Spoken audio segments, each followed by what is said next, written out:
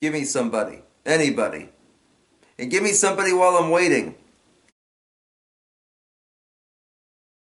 What better way to spend the holiday season than watching some of our favorite Christmas films on VHS? Those of you who watched Betamax Blocker last Christmas might remember we did a whole video on my Christmas Carol adaptations collection. Various Christmas Carol and Christmas Carol related films, all on VHS and DVD. So this year I thought, let's change things up and let's look at some different movies on VHS that are perfect for celebrating the holiday season. The Christmas Carol adaptation that I did not have last year, but I got over the summer, Bill Murray in Scrooged. I like Scrooged. It's pretty fun. Bill Murray's quite good in it. Robert Mitchum has a supporting role. It's got some good effect shots. My favorite, of course, being the opening, Lee Majors in the night the reindeer died, which is worth the price of admission alone. But interesting commentary there, kind of updating Charles Dickens' tale for a then modern audience, and I think a really good performance by Bill Murray too. My little bit of phony baloney at the beginning there is of course from a Christmas film that needs no introduction, National Lampoon's Christmas Vacation. The theme song alone makes it worth watching, but such a quotable movie, and for a long time was my family's Christmas Eve staple. We've changed since, but it's such a great film, and actually I bought one of the candy bars that they released this Christmas there too. They actually say Jelly of the Month Club on them when you unwrap them, or at least the ones I bought did. I think they're different messages, but definitely a great Christmas film there. Chevy Chase. Can't beat it.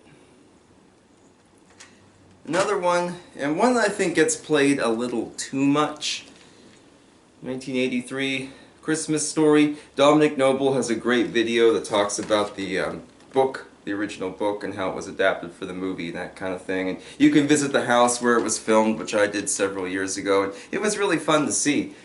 Very interesting. Get a Red Ryder BB gun, but be careful, don't shoot your eye out, kid. This gets played usually 24 hours a day on Christmas, and I think that's why I don't really watch it very much outside of that, because it's just played so much. But very iconic, a lot of cool stuff to see in there. Get yourself some nice pink bunny pajamas, you know, for Christmas. Let's go back in time a bit, talk about some older classics. Merry Christmas, You Wonderful Old Building and Loan. It's a Wonderful Life. This is the colorized VHS version. You can get colorized versions on DVD. I don't know that It's a Wonderful Life is in the public domain, but I know it kind of rides the cusp. There is some kind of rights issue that makes it more accessible. There was a really good College Humor video actually about the copyright status of it. But It's a Wonderful Life is a fantastic film. No two ways about it. No man is a failure who has friends. And the message that, you know, if you're like me, you saw it for the first time as a kid and it did not resonate with you at all, but as an adult, it's probably one of the most powerful films ever made, I would argue. And such a wonderful, wonderful movie. Great cast in that one. Jimmy Stewart, terrific as always. One from the 40s that doesn't get talked about very much, sadly. One of the best Christmas comedies, Christmas in Connecticut. This was one of my grandmother's favorites. There is a remake. I think Arnold Schwarzenegger directed the remake, if I remember right. He was a big fan of this. And Christmas in Connecticut, Barbara Stanwyck is the woman who writes for the Housewife's column there in the newspaper, talking all about living in a farmhouse and cooking these old-timey dinners and things like that, but she doesn't know how to do any of that. But in typical 1940s fashion, she's put in a situation where she has to play the hostess at a farmhouse and take care of a baby and learn to cook these elaborate dinners and things like that. And naturally, lots of 1940s screwball hijinks ensue. But it's a very fun film, and despite being made at the tail end of World War II and the war being relevant to the plot, it doesn't get as preachy or as over the top as some World War II era films do. Barbara Stanwyck was a terrific comedian, and I really like her in this. S.Z. Sakal steals the show. Sidney Greenstreet from the Maltese Falcon, he's in this too. Really enjoy this one. I have it on DVD also. And one more old-timer that people are definitely going to know. the original Miracle on 34th Street. This is the colorized version as well on VHS. You can get a colorized version on DVD too. So, such a wonderful film. Young Natalie Wood there on the box. And Edmund Gwenn, an Oscar-winning role as Santa. Maureen O'Hara, she writes in her book, "'Tis Herself," about how much fun this movie was to make. You know, and like It's a Wonderful Life, it's one I think that resonates more with adults than with children. And, you know, what does Christmas mean to everybody? And this little old man, is he really Santa or not Santa? Who knows? So, definitely a fun one there, and one that's worth watching every Christmas. Now we're going to shift gears a little bit. Every year there's a lot of discussion about movies that should or shouldn't be considered Christmas films.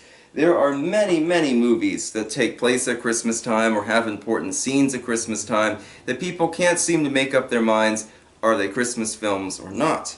You could think of things like Gremlins, movies like Lethal Weapon or LA Confidential,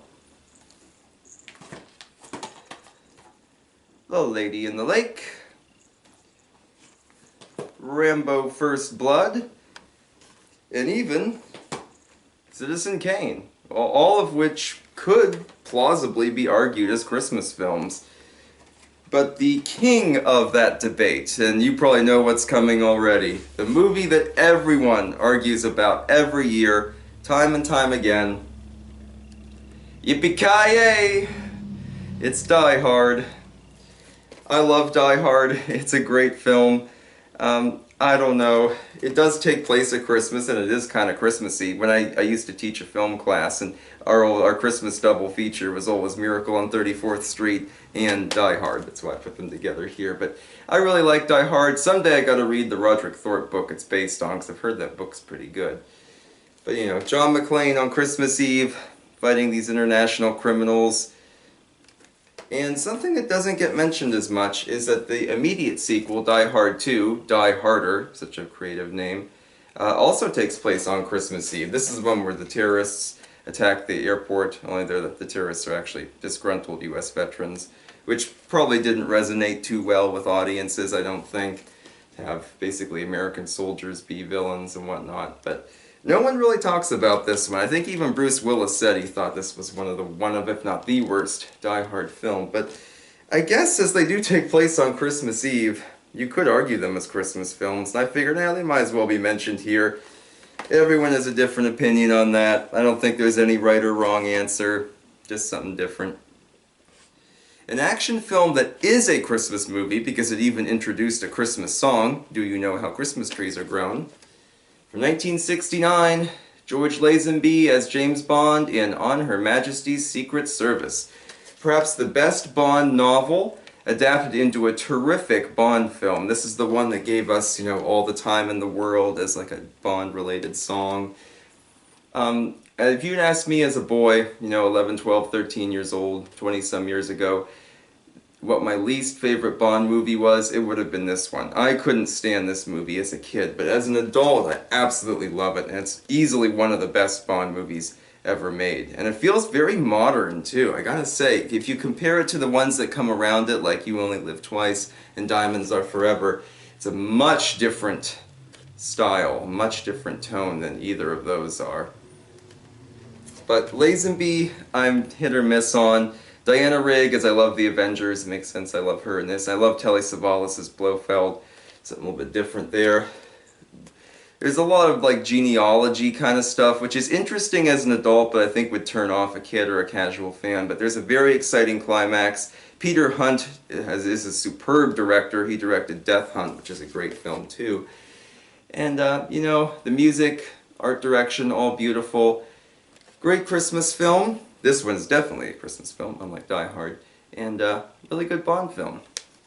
And we need something childish and whimsical to wrap it up, and when it comes to childish whimsy, Thomas is always my go-to. So I've talked at length about the Shining Time Station special, the only one released to home video with Ringo Starr. In my video on my videos on Shining Time Station releases, this is the Christmas special. It is very saccharine, But it's worth watching for Lloyd Bridges. You can see him on the red bulb there at the top. He's quite good in it, and it has some heartwarming moments there. You can check out my Rare and Unusual VHS tapes part 1 to get more info on that. Let's get to the meat of the Thomas debate. Of course, nowadays, most of them are on DVD, a lot of those classic releases there, but I like to watch Thomas on VHS myself. Here's the original Thomas Christmas VHS tape, Thomas's Christmas Party and Other Favorite Stories. It has a good selection, but it's kind of weird because the ending isn't really Christmassy at all. They actually ran out of Christmas episodes. You know, you figure we have the 2 original Christmas specials there, Thomas's Christmas Party, Thomas the Missing Christmas Tree. Then you have 3 kind of winterish episodes with Terence the Tractor, The Flying Kipper, and A Scarf for Percy. But the other ones are just kind of like sentimental stories. It's very strange. You think they could have found some more snow stories. The Deputation, Thomas and Percy's Mountain Adventure, you know, but they didn't want to do that. I guess they wanted something more emotional. But it's still a solid video, though. Just not as Christmassy as those that would come later, such as Thomas's Christmas Wonderland. Always like this cover. This one has the episode, I should say, Snow, which my father always hated. He didn't like the fact that the avalanche was played for laughs, which it kind of is. It has the Snow Song, which is a very beautiful piece of music there. With just a couple little rewrites, you could actually probably hear that on the radio as like a regular Christmas song. It's so well done. Special Funnels on here, that's a fun episode. Very atmospheric. I know that's a big fan favorite. And we have a few repeaters, of course, like Thomas's Christmas Party, Thomas the Missing Christmas Tree. And we also have the bizarro re-edit of Thomas and Percy's Mountain Adventure, called Thomas and Percy's Christmas Adventure, which has the non-synchronized music and effects and visuals that a lot of people are very dismissive of. And to wrap up our Christmas bonanza today, Thomas's Snowy Surprise. Always like that sparkly kind of snow artwork there. This tape is let down by Alec Baldwin's bored narration. He's not very good in any of the 3 news stories. Jack Frost is my favorite of them just because it combines the Halloweenish kind of spooky visuals with a winter setting, kind of going for like Nightmare Before Christmas vibes. And that works really well. It has some great sound design too. They put like these reverbs on the whistles and things. Pretty cool. And not a big fan of the Winter Wonderland song. But yes, this one's just kind of meh, I think. But I do like that box art. So, what are some of your favorite Christmas films or Christmas videos? Thank you for bearing with me. My voice is still coming back. There were a few little hesitations in today's video, but hopefully nothing that will ruin the experience for you. Please do comment below with some of your favorites and tune in soon for more Christmas content. Until then, happy holidays!